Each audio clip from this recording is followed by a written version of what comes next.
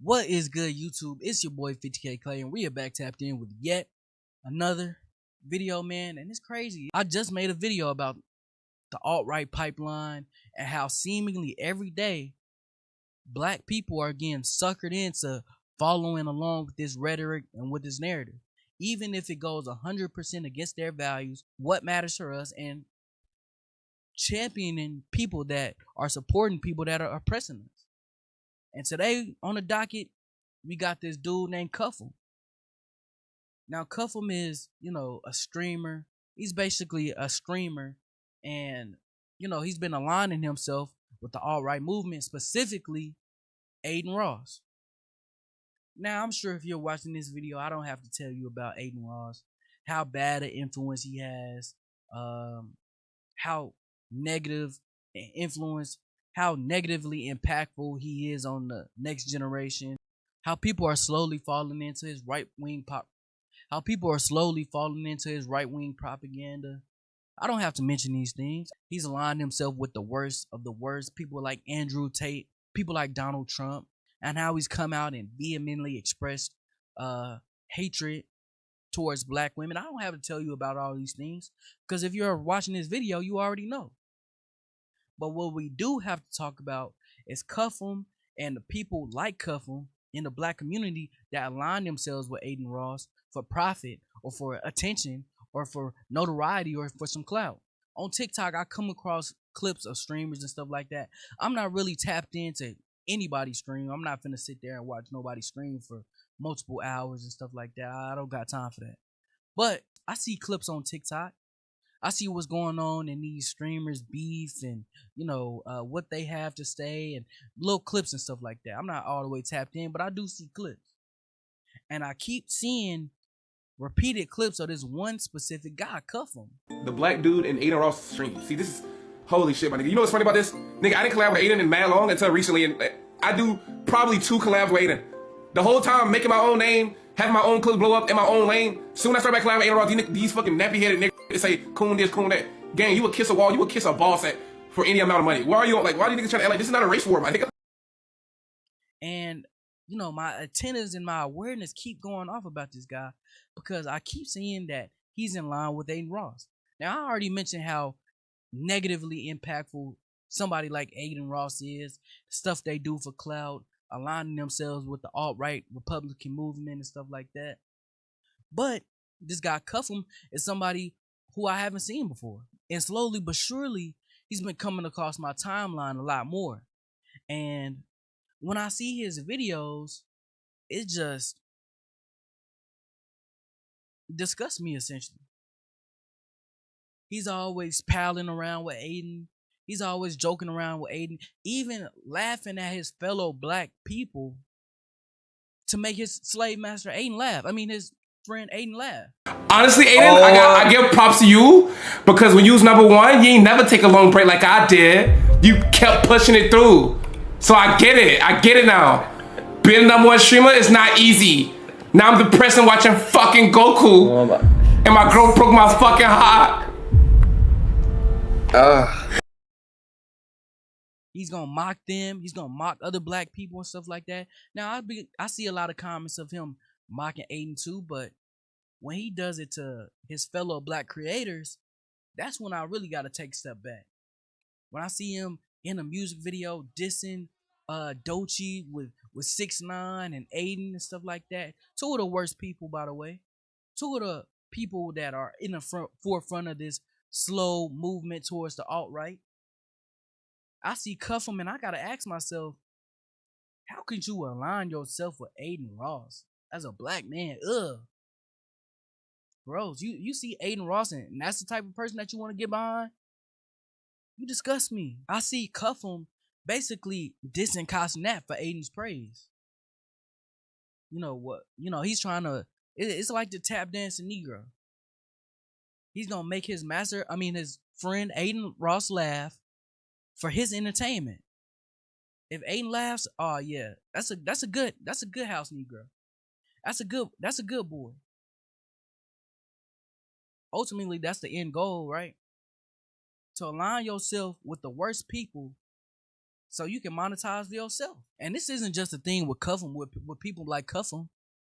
We got to look at everybody who's affiliated with Adin Ross, Ben the Don, Drake, especially somebody like Drake. Drake is doing multiple streams. They're online talking and stuff like that, and we got to question these people's morals. What type of lack of morals do you have to surround yourself with these type of people? And I see a lot of people clowning, cussing at and stuff like that. But Cuffemm has always struck me as somebody who's on the outside, who was never traditionally accepted, who was never handsome and stuff like that. So now he has an opportunity to get involved with these people online and to be accepted by this community who doesn't accept him and his people. Because let's be real, Adin embodies everything wrong with internet culture right now. Racism, Trumpism, Zionism, all of the worst aspects of culture, that's what Adin Ross embraces. And by aligning themselves with him, people like Drake, people like Ben the Don, and people like Cuffemm, you basically giving him a pass to be like, this behavior is acceptable. This behavior is cool. And I can see it on Cuffemm part. Like I said, he's the type of guy that nobody really wanted around until he start making a fool of himself, or start embarrassing himself for other people's entertainment, or start making profit off this streaming stuff. Now people like Adin Ross, come here, come dance on Stream House, Negro. Come make fun of your fellow African Americans for my entertainment house, Negro. That's the type of value that Cuffemm brings to the table. And like I said, streaming is being used as a and like I said, streaming is being used as a pipeline to the alt-right movement. We see more and more kids getting suckered into this every day. You got the manosphere, you got racists like Adin Ross, all these type of people. Those are becoming the most influential people in culture right now, in pop culture. This affiliation with people like academics and a red pill movement is only serving to sow that seed even more. In my video about NBA Youngboy, I talked about a lack of leaders and representation in the black community, and how easily these people can be bought out with a little bit of money, with a little bit of entertainment value, with a little bit of chance of clout. Even somebody Drake is like the biggest rapper probably of all time, and he still recognizes the value in aligning himself with Adin for some clout, for some appreciation from the younger generation, because that's exactly why he's doing it. Because he recognizes that as he gets older, music listeners are only getting younger. It's a whole new wave, a whole new generation of kids that are growing up watching Adin that he needs to make himself popular to. You don't ever see nobody like Kendrick Lamar on these streams, palling around, cooning around with these type of guys. You don't ever see nobody like Pusha T and stuff like that. And that's why people are so adamant against Drake, because he stands for nothing. Academic stands for nothing. Cuffemm stands for nothing. And these are the best type of influence these alt-right influencers can make a move on, because they recognize the value of black culture.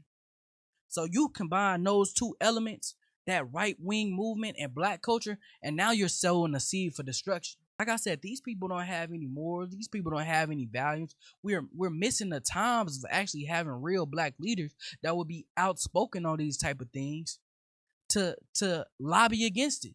And I know a lot of people are saying, I recently watched Cuffemm video, a clip of Cuffemm's video on stream, talking about cussing at and stuff like that, basically clowning a nigga for reading. What kind of sense did that make? Matter of fact, these people don't want you to read. People like Adin Ross and his masters, his slave masters, the people that Adin is subservient to, they don't want people like Kai to start reading, to know what's in their contracts. They don't want their viewers and their listeners to start reading. They don't want a woke society. So people like when somebody like Cuffemm or somebody like that clowns Casanats for the approval of his slave master Adin, that's exactly in line with what the right wants. For the culture to be dumb, for people to mock somebody for laughing, to mock somebody for trying. That's exactly what their side wants. And we as a culture, we have to stand up against it. We have to point these things out. We have to be aware. We have to be privy to these things. Otherwise, more Cuffemms are going to be created, or Cuffemm's influence is just going to continue to spread. People like that. So yeah, man, that's my thoughts on the subject. I'm recognizing the shift towards the alt-right Republican Party, the alt-right movement, and the influence streamers and these popular celebrities are having on the culture and the impact they're having on the younger generation. And I actually want to applaud somebody like Casanat for reading and building his literacy, because that's exactly what they don't want you to do. That's why somebody like Cuffemm is gonna make a video laughing or get on stream laughing at Casanat, because they want more dumb, unintelligent people, uninformed people, so their agenda can continue to progress. And that's what somebody like Cuffemm is doing. So yeah, man, thank y'all for watching this video, man. We're just so close to 1,000 subscribers. We are right there and we're on the precipice of it. So I thank y'all for watching this video. Don't forget to like, comment, and subscribe, because we are almost there. It's been your boy 50K Clay. We out.